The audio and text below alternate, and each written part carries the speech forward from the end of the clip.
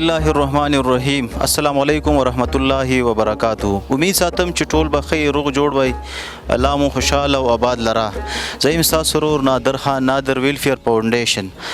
په احساس پروګرام باندې کم چې په نېشنل نیوز باندې ده، ان شاء الله باقاعده به په هغې باندې زموږ د پروګرامات تاسو ګورئ.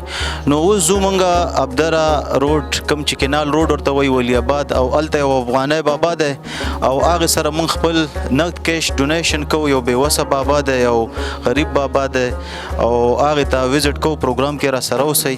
والسلام، شکریہ.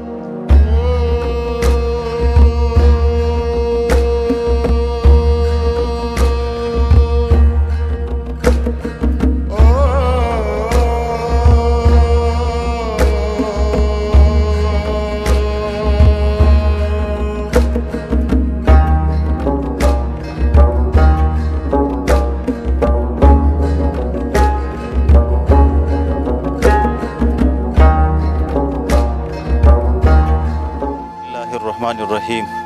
دا نن چې موږ کوم ځای کې ولاړ یو، د ابدر روډ، کینال روډ، ولی آباد، د یو افغانی بابا را سره ده. دې سره یو څو خبرې کوو. دا د دو کور دی کوم کې چې دو رهایش پذیر دي اوس په دې ټایم باندې. بابا چې کوم دی، نه یې بچي شته، نه یې لورانې شته، او نه یې د روزګار او د کار څه داسې وسایل شته ده، او 4 کسان دي دو په ټول کور کې، او ټوله ذمهواري چې کوم ده دا د بابا ضعیف باندې ده. نو دې سره یو څو خبرې کوو بابا سره په دې هکله کې، د دې د ژوند په باره کې، او د موږ دو چې چېرته په کوم دې کور کې اوسېږي، دا هم د په ذریعه موږ تاسو ته د دې یو ځای وښو. نو راځئ پروګرام کې را سره اوسئ، بابا سره یو څو خبرې کوو.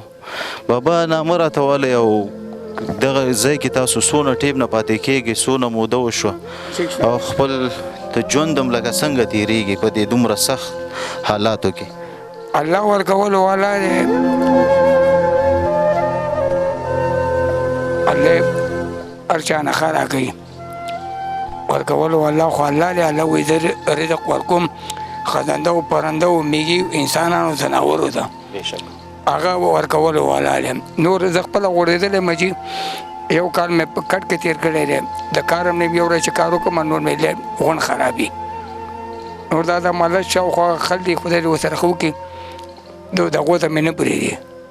ګاونډ خلکو نه خوشحاله کوم ګاونډ چې د دوستو مرسته کوي، هو دا زموږ ډېر ښه ګاونډ دی، خدای پاک دې ښه وکړي، ورسره ښه وکړي، خرابوتلی ته مې نه پرېږدي.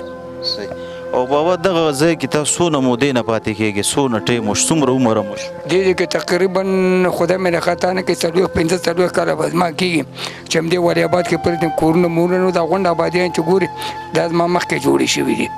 صحیح. بچیان مچیان خو بچیان نشته، دا د خدای تقسیم دی، الله نه یې راکړي، نه هلک سره نه جلی شته. صحیح. دا و هغه افغانی بابا، د دې د کور د هغه به مونږ تاسو ته ټول وښیو، او مونږ انشاءالله دو سره به اوس هغه خپل وس مطابق مونږ به دې سره نقد کیش ډونیشن به کوو، او الله دې د بابا په حال باندې رحم وکړي. د نادر چې کوم میشن او مقصد دی، دا هم یو انسانیت دی او یو انساني همدردي ده.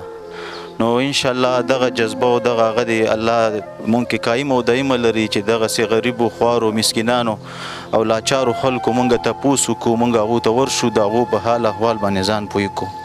والسلام، شکریہ.